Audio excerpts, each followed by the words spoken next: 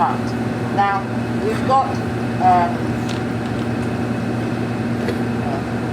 on the program, we've got 30 minutes, and that was supposed to be from 4:50 to 5:20, but I will still give you the 30 minutes. 30 minutes for contribution from participants. So you are the participants, and anyone. Thank you, Madam Chair. My name is Oliver Bakafoma. I'm an organizer with Fix the Country. I want to first thank Professor Michael Quay for this initiative. I think one of the things I'm appreciative of is that he's not only a lawyer but a political scientist, and that it hopefully leads to interdisciplinary considerations of what a constitutional document is. I remember when Fix the Country launched the 1 million signatures for a new constitution, a lot of people were asking us, which part of the constitution says you can use 1 million signatures to modify the constitution? And I said, we forget that the constitution is, first of all, a political document. It's a document that speaks to the aspirations of people, and that if 1 million Ghanaians are calling for a new constitution, it must carry weight in the way in which we deliberate over the constitution itself. The second thing I want to reflect on generally, even as we're talking about the constitution, I've had a raft of different ideas that the good professor has enumerated. And sometimes I'm a bit worried that middle class Ghanaians lose sight of why we want to have a conversation about the constitution itself.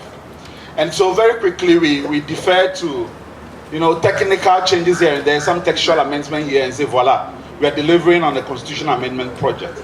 But I think the ways in which we connect the constitution to the aspirations of the younger generation, of thinking about the constitution that is supposed to be a document that leads us for the long road ahead, needs us to go beyond textual considerations by reflecting on the framework of governance and whether or not the constitution leads to, whether we are bridging the gap of inequality, whether or not we are speaking to the aspirations of young people in a general sense. So I hope that those considerations come on and play on our minds in a much more broader way.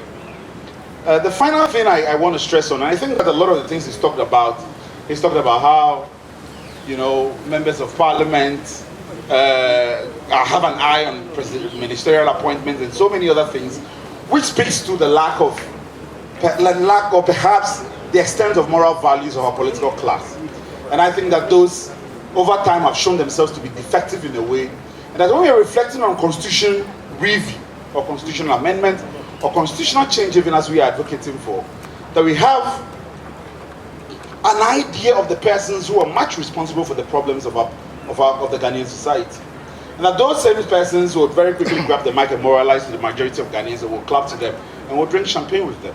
But I think that the bold decisions that we need to make in reflecting about constitutional reforms ought to be present in our minds, and the persons responsible for how we've gotten ourselves into a kind of constitutional mess that we are in, where the authority of our cause now, a couple of days ago, the US State Department has issued a document which is calling our judiciary hopelessly corrupt. Like, those things reflect on our minds even when we engage in conversations like this. I just want to end on this, on the last point, that we have talked about a new document, a new constitution. That is why that is why I said, let's be brief. Yeah. This is just to reflect on, I completely agree. You have so many ideas which you can contribute to the center. So we are looking forward to your inputs. Thank you very much. Thank you very much. I'm looking forward as well that when the center is officially launched, we will be able to get the opportunity to give a lecture on our views on the new constitution. Today it is. It takes a process to put in place a constitution. Thank you very much. In fact, tomorrow you can even send in a paper. Brief. My name is Impidanso. Thank you very much, Prof. Michael Quay. At times I don't know how to address you. Your Excellency, or Reverend, or the Right Honorable. I don't know whether we have Right Honorable retired. Right. Thank you very much for the erudite manner in which you have laid bare all the lacunas and the problems of the Constitution. I agree with you on almost all the fronts that you brought. Constitutionalism. But I go further to think that constitutionalism is how the citizens live the constitution. When they understand the constitution the way the center wants to have it, and everybody knows their rights and obligations, that's constitutionalism.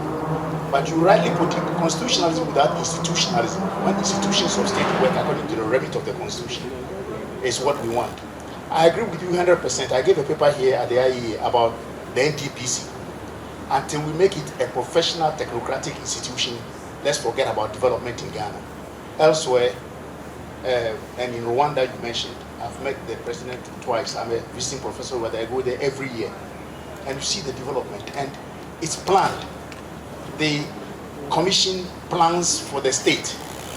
It's like they know the deficit in housing, they know the deficit in water, so they plan that in 2-3 years we must liquidate this. So it's the political, if there are political parties, or now it's just the government goes there to see what has been planned for the state, and it promises to liquidate it within a certain number of years. If we don't have that in Ghana, we should forget about development.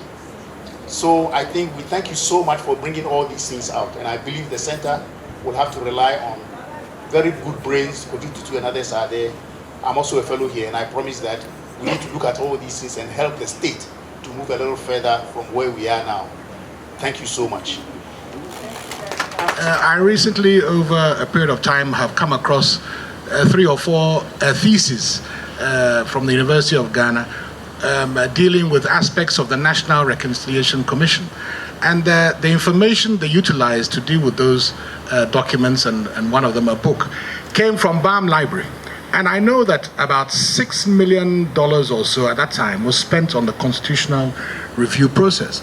And there's a lot of very important information that they gathered in their work, both intellectually in Accra, but also in their journeys around the country, particularly draft papers that were done by so many learned individuals.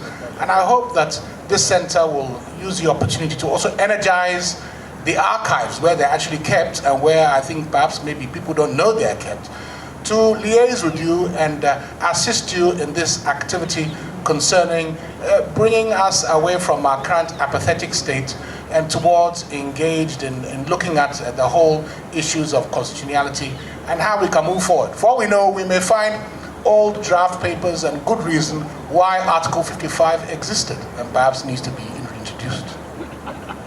Is not retiring.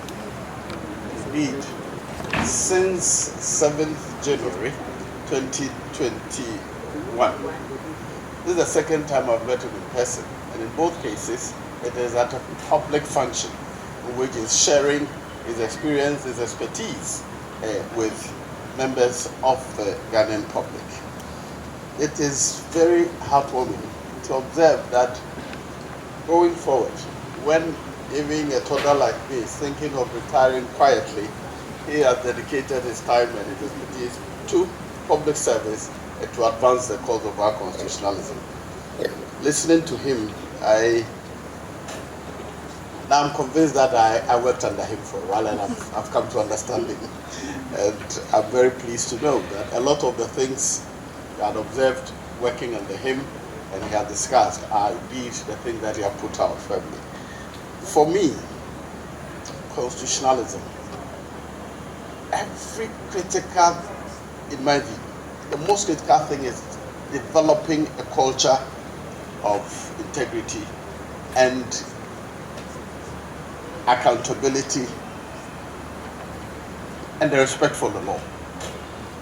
Once we're able to do that, the rule of law, we are honest in implementing what we do, accounting for what resources are at stake, we will, even if we get it wrong, we can always look back and correct it.